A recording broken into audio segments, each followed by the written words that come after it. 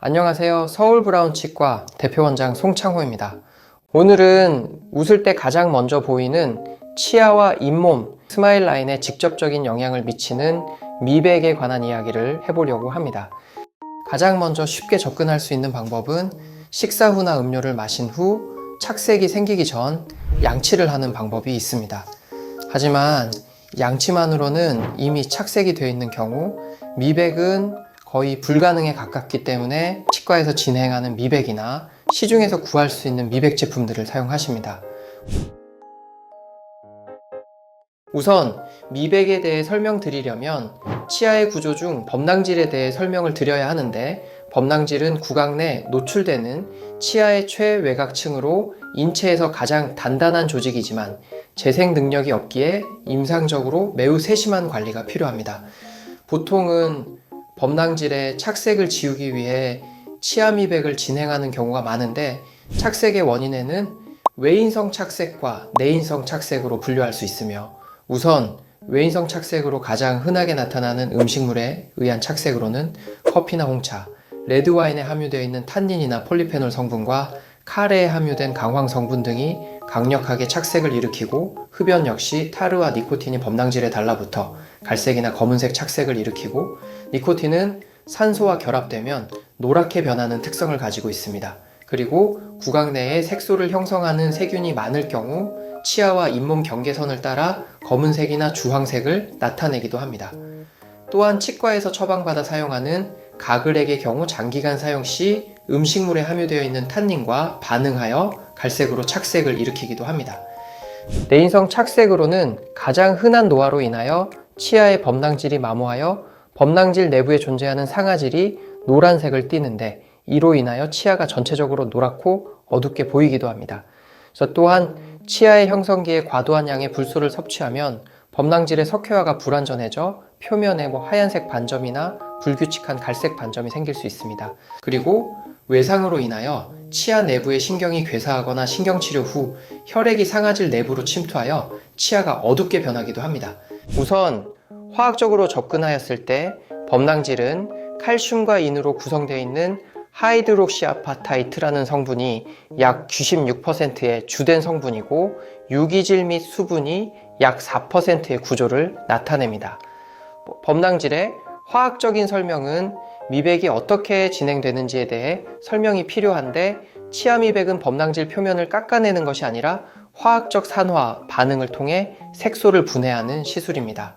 미백제의 주성분인 과산화수소를 치아에 도포하여 치아 표면에 착색되어 있는 색소를 분해하게 됩니다. 치과에서 진행하는 미백의 단계에는 가장 먼저 충치, 잇몸 질환, 범낭질, 균열 여부를 확인합니다. 범낭질에 균열이 있으면 미백제가 신경을 자극해 극심한 통증을 유발할 수 있습니다.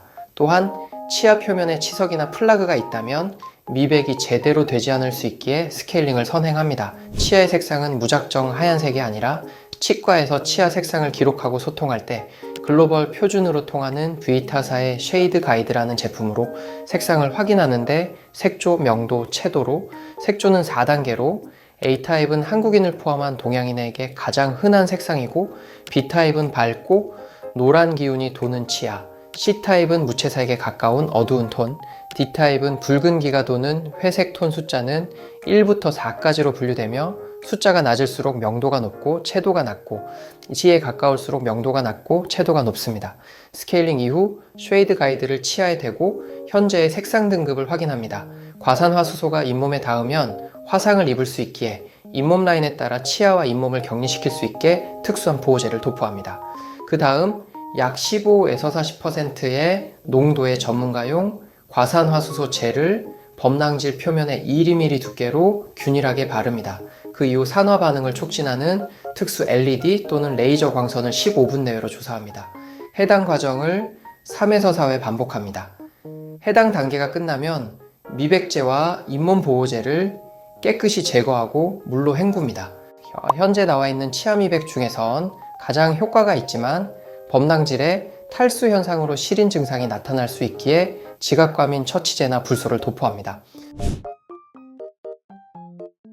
치과에서 시행하는 전문가 미백과 달리 시중에서 쉽게 접할 수 있는 셀프 미백도 있는데, 셀프 미백 제품은 전문가 미백과 동일한 화학적 원리를 바탕으로 하지만 안전성을 위해 농도와 전달 방식에 차이를 둡니다. 시중 제품은 미백제를 치아 표면에 얼마나 효율적으로 유지시키느냐에 따라 여러 가지 형태로 나뉘는데, 부착형, 붓이나 펜 형태, 미백 치약이 있습니다. 먼저 부착형은 스티커 같은 재질의 필름에 미백 젤이 도포된 형태입니다. 특징으로는 고정력이 좋아 약제의 범랑질 침투 효율이 높지만 잇몸에 닿을 경우 화학적 자극을 줄 수 있습니다. 이 두 번째, 붓이나 펜 형태의 셀프 미백제는 붓이나 펜 타입을 이용하여 치아 표면에 직접 미백제를 도포합니다.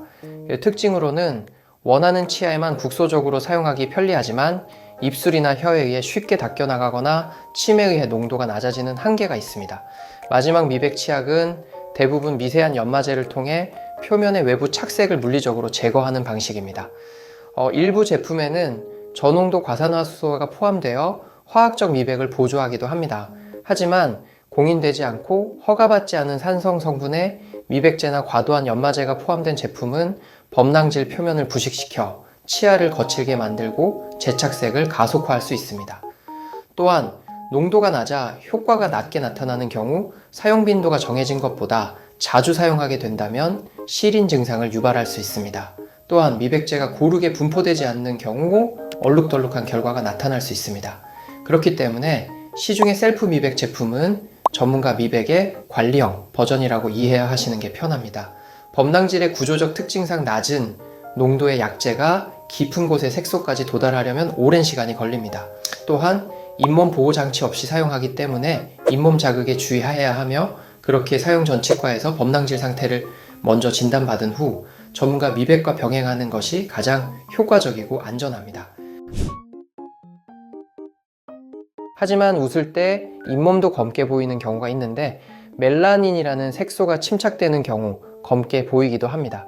잇몸이 검게 보이는 멜라닌 색소 침착은 질병은 아니지만 심미적으로 중요한 요소입니다. 잇몸 색소 침착의 원인에도 다양한 원인이 있는데, 유전적 요인으로 멜라닌 세포가 과하게 증식하거나 활동할 경우 발생하기도 하고, 흡연으로 인하여 담배의 니코틴과 타르 성분이 멜라닌 세포를 자극하여 잇몸을 검게 변색시키거나, 현재는 많이 사용하지 않는 아말감 치료 시미세 금속 가루가 잇몸에 박혀 푸르스름하게 보일 수도 있습니다.